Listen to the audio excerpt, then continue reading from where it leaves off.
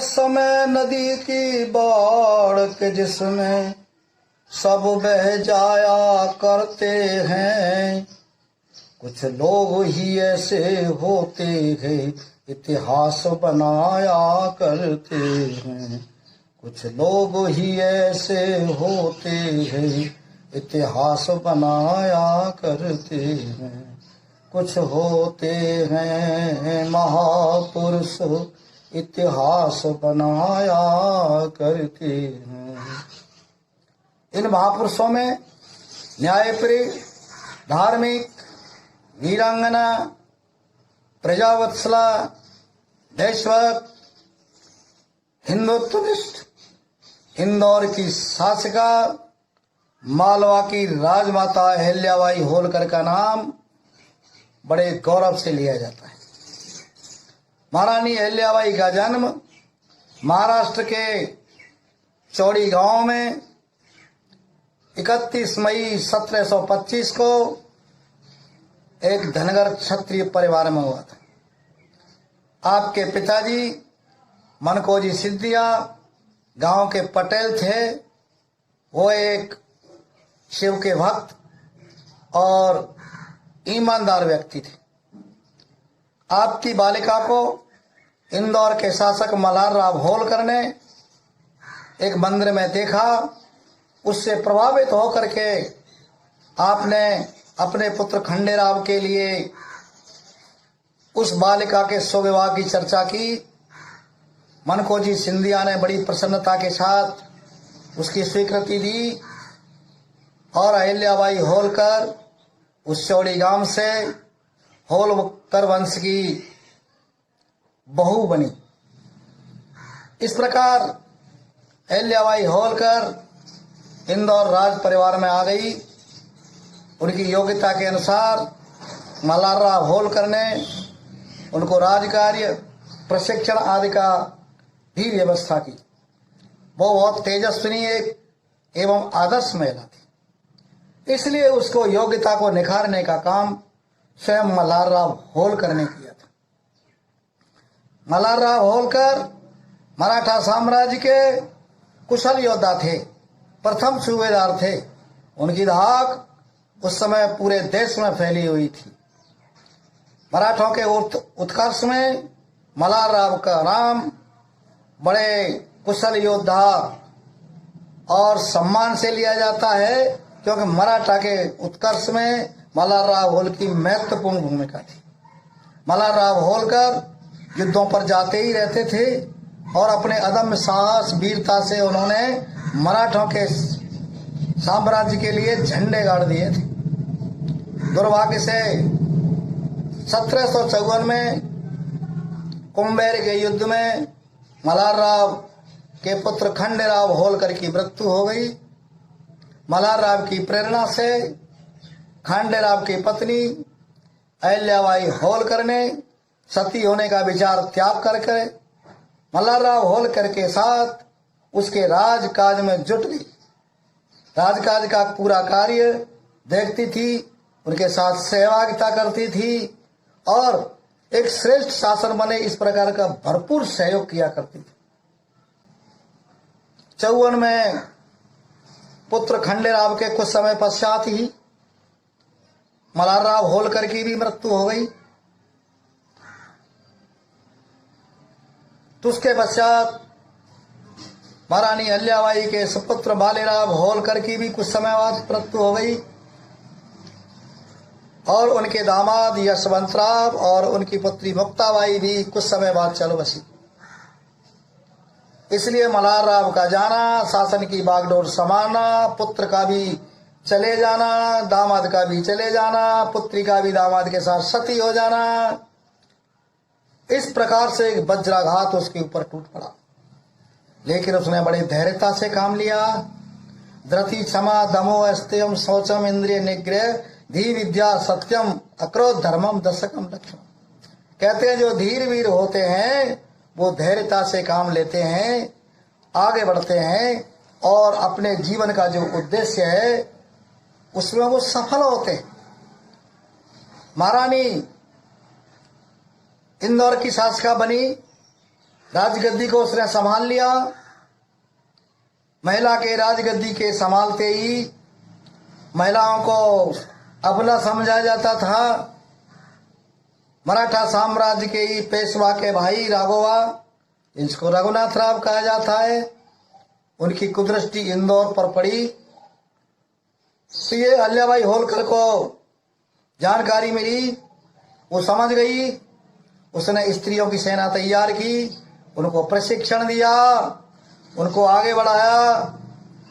और राघोबा जब युद्ध के लिए आया तो उसने ललकार करके कहा, राघोबा जी, ये इंदौर का राज्य मेरे पूर्वजों ने तलवार के बल पर स्थापित किया है। मैं मल्हार राव होलकर की पुत्र वधू हूँ। इस गद्दी पर बैठने का अधिकार मेरा है। और ये सामने जो दिखाई दे रही है, ये सब महिलाओं की फौज है। मैं आपसे प्राणपण से लड़ूंगी, हार नहीं मानूंगी। अगर युद्ध में आप हार गए तो कहीं मुंह दिखाने लायक नहीं रहोगे, और मैं हार गई तो कोई बात नहीं, मैं अबला हूं, लेकिन मैं प्राणपण से आपसे युद्ध लड़ूंगी, तत्पश्चात आपके कदमों को आगे बढ़ने दूंगी। चिड़ियों के पंजों में कभी बाज नहीं होते। रानी ने कहा, राघोबा जी, चिड़ियों के पंजों में कभी बाग नहीं होते, और कमजोरों के सिर पर कभी ताज नहीं होते, ये ध्यान कर लेना। रानी की ये बात सुन करके राघोबा घबरा गया और वो अपनी सेना को लेकर के वापस चला गया। ये रानी न्यायप्रिय थी। इनका जो पुत्र शांत हो चुका था, ये थोड़ा आपराधिक प्रकृति का था। इन्होंने एक गाय के बछड़े को अपनी बग्गी से रौंद डाला था, जिसके कारण से उसकी मृत्यु हो गई थी। प्रजा के द्वारा जब माताजी को पता लगा, अहिल्याबाई को पता लगा, अहिल्या मां को पता लगा, तो उसने अपने दंडनायक को बुलाया और कहा कि जिस प्रकार का व्यवहार गाय के बछड़े के साथ मालेराव ने किया है, उसी प्रकार का व्यवहार मालेराव के साथ किया जाए। जिस स्थान पर उसको लिटाया था उसी स्थान पर लिटा करके और बग्गी को मालेराव के ऊपर होकर निकाला जाए। मालेराव राजकुमार था। दंडनायक डर गया। वो इस कृत्य को, महारानी के आदेश की पालना कैसे करे, महारानी समझ गई, महारानी जान गई। वो स्वयं बग्गी पर चढ़ी, बग्गी को दौड़ाया, मालेराव को लिटाया गया, और कहते हैं कि पूरी प्रजा उस समय देखने के लिए आ गई। और जब वो रानी दौड़ाती हुई उस बग्गी को मालेराव के ऊपर होकर निकालना चाहती थी, तो कहते हैं वो गाय आड़े आ गई, बीच में खड़ी हो गई। प्रजा ने रायबा से कहा, महारानी, ये गाय आगे आ गई है, ये गौ माता नहीं चाहती कि मालेराव का अंत आपके हाथों हो। इस गाय ने न्याय कर दिया है, इसको आप स्वीकार कीजिए। ये गाय भी उस प्रजा वत्सला होने के कारण से गांव के या प्रजा ने ही उसको निश्चित रूप से किया होगा, गाय तो इतना समझती नहीं, लेकिन प्रजा ने उनको रोक दिया। इस प्रकार के आपराधिक अपने बालक को भी वही दंड देना उसने उचित समझा। कुछ इतिहासकारों ने यह भी कहा है कि महारानी अहिल्याबाई ने अपने उस अपराधी पुत्र को हाथी के पैरों के नीचे कुचलवाने के लिए कहा था। खैर, महारानी अहिल्याबाई एक न्यायप्रिय रानी थी। महारानी अहिल्याबाई धार्मिक प्रवृत्ति की महिला थी, तेजस्वी महिला थी। उन्होंने पूरे देश भर में मठ, मंदिर, धर्मशालाएं, बावड़ियां, कुएं, अन्न सत्र हजारों की तादाद में खुलवाए, जिससे सभी देशवासी की लोग अपने जीवन को ठीक प्रकार से चला सकें, धार्मिक जीवन जी सकें, मठ और मंदिरों में जा सकें।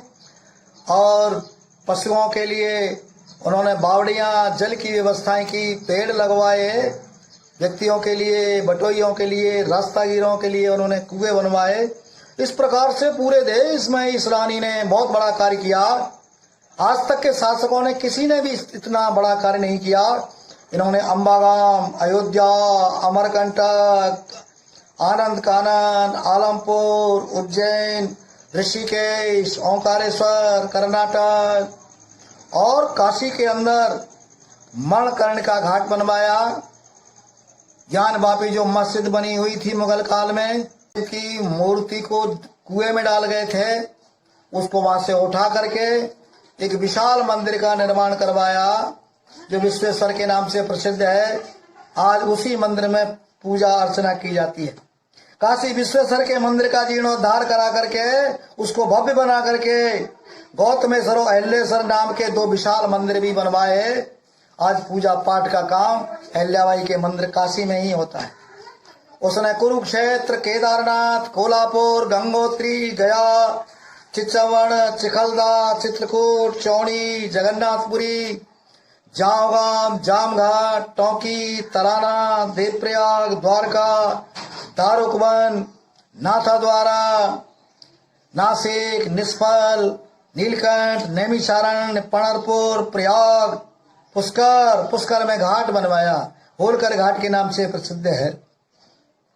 पैठण, बद्रीनारायण, बिठूर, भीड़, भुसावल, मंडलेश्वर, मथुरा, रामेश्वर, रावेर, वृंदावन, बेरोल, शीशेल, संगमनेर, सप्तश्रृंगार, सुल्तानपुर, सुल्पेश्वर, सोमनाथ।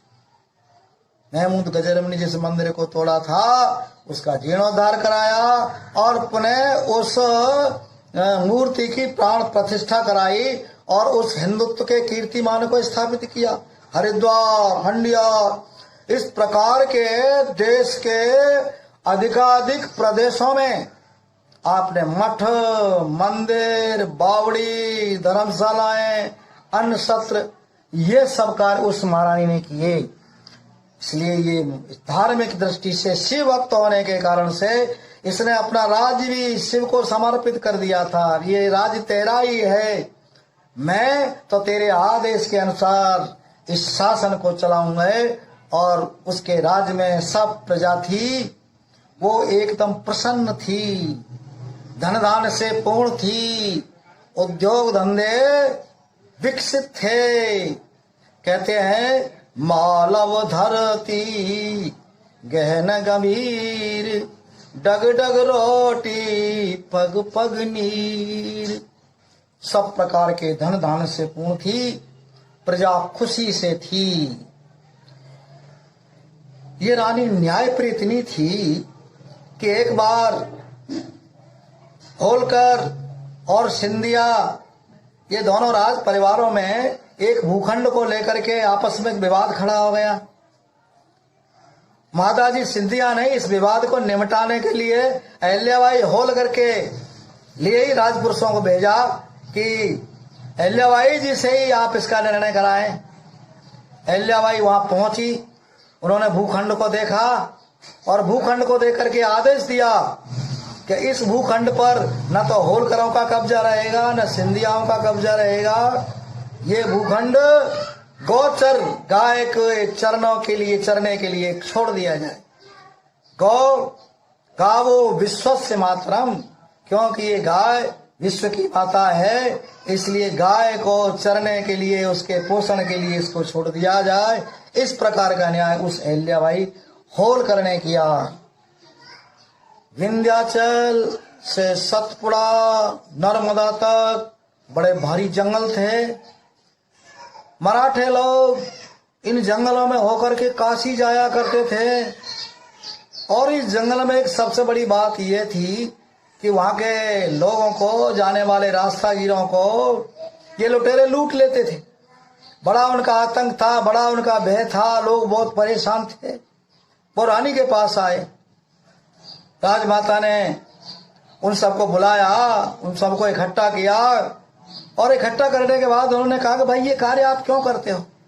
लोगों ने तो समझा कि रानी इनको दंड देगी, लेकिन उनको बिठा करके बड़े प्रेम से बात की। तो सब लुटेरों ने कहा कि महारानी जी, हम तो राम के समय से ये लूटपाट का काम करते हैं, हमारा ये धंधा है, इन्हीं के द्वारा होता है, हम इस कार्य को बंद कर देंगे तो हम क्या खाएंगे। तो रानी ने कहा कि आपका ये पोषण है, आपका ये धंधा बंद हो जाएगा। इसलिए रानी ने बड़े बुद्धिमत्ता से काम लिया और उनके जो युवा लोग थे उनको राज दरबार में, राज के कार्यों में उनको नौकरी दी गई तथा उनकी महिलाओं की भी एक सेना तैयार की गई। उनको भी प्रशिक्षण दिया गया, उनको भी संस्कार दिया गया और उनको काम दिया गया कि जंगल के अंतर्गत जो भी लोग जाएंगे, इनकी सुरक्षा, इनकी संरक्षा, इनको पानी पिलाने का काम, ये सब उनकी जिम्मे दिया गया। और कुछ दिनों में देखने में आया कि वो जो लुटेरे थे वो सब काम पर लग गए और रानी ने वो रास्ता बड़ा सुलभ कर दिया। इस प्रकार के रानी ने अनेक परोपकार के कार्य इसने किया है और लोग बड़ी प्रसन्नता से उसको जाने लगे। रास्ता ठीक हो गया। शिर्रोज एक जागीर थी रानी की, वहां का अधिकारी एक विधवा से रिश्वत मांग रहा था क्योंकि उस विधवा के कोई पुत्र नहीं था। वो अपनी बहन के पुत्र को गोद लेना चाहती थी। वो अधिकारी के पास गई, अधिकारी ने रिश्वत मांगी। महारानी को पता लगा, उसने अधिकारी को बुलाया और उसको तुरंत बर्खास्त कर दिया। यानी दरबार में इस प्रकार के लोगों को वो तुरंत ही क्रियान्वित करती थी। और उस रानी को अपनी स्तुति, अपनी प्रशंसा ये बिल्कुल पसंद नहीं थी। एक बार अनंत फंदी नाम का व्यक्ति उनकी स्तुति में ग्रंथ लिख करके लेकर के आया और उन्होंने कहा कि महाराणा जी, मैं आपकी स्तुति में, आपकी प्रशंसा में ये ग्रंथ लिख करके लेके आया हूं। आपकी अनेक घटनाओं को इसमें संजोया गया है, आप इसको देखेंगे तो पति प्रसन्न हो जाएंगे। तो महारानी ने कहा कि वो ग्रंथ मेरे लिए दीजिए। ग्रंथ को रानी ने देखा और उन्होंने कहा कि पहले इस ग्रंथ को आप नर्मदा नदी में प्रवाहित करके आइए, इसके बाद आपका जो भी पैसा हुआ है, आपकी जो भी बुद्धि ली, आपको पैसा दिया जाएगा। वो प्रवाहित करके आया। उन्होंने कहा कि आपने मेरी स्तुति लिखी है, मेरी स्तुति लिखने की जरूरत नहीं है। उस परमपिता परमात्मा की स्तुति करिए, उस भगवान शिव की स्तुति करिए, वो आपसे प्रसन्न होंगे, वो आपको मोक्ष देंगे। मैं स्तुति और प्रशंसा के लायक नहीं हूं, इसलिए ये पुस्तक मैंने उसमें प्रवाहित की है, लेकिन आपने इसमें बहुत बुद्धिमत्ता लगाई है, परिश्रम किया है, इसके लिए मैं आपको परिश्रम करती हूँ। उस रानी को अपनी स्तुति पसंद नहीं थी, बिल्कुल पसंद नहीं थी। उनका जीवन एक खुली किताब था। उनके अंतिम समय भी उन्होंने 11,000 ब्राह्मणों को भोजन कराया, उपवास का व्रत किया और उसके पश्चात उन्होंने 13 अगस्त 1795 को वो ब्रह्मलीन हो गई। महारानी अहिल्याबाई का जीवन एक खुली किताब है। आज के शासकों के लिए एक आदर्श है, एक कर्तव्य है। उनसे प्रेरणा लें, उनसे सीख लें और सीख लेकर के आगे बढ़ें। प्रातः स्मरणीय अहिल्याबाई होलकर को प्रातः स्मरणीय क्षेत्र में आज भी नाम लिया जाता है। आज भी इंदौर को अहिल्या की नगरी कहा जाता है। इस प्रकार की धर्मपरायण, न्याय प्रिय, प्रजा वत्सला रानी देश और समाज के लिए परोपकार के कार्यों को करते हुए वो ब्रह्मलीन हो गई। प्रातः स्मरण में कहा जाता है, लक्ष्मी अहिल्या चेन्नम्मा रुद्रमांबा सुविक्रमा निवेदिता शारदा च प्रणम्या मातृदेवता, प्रणम्या मातृदेवता।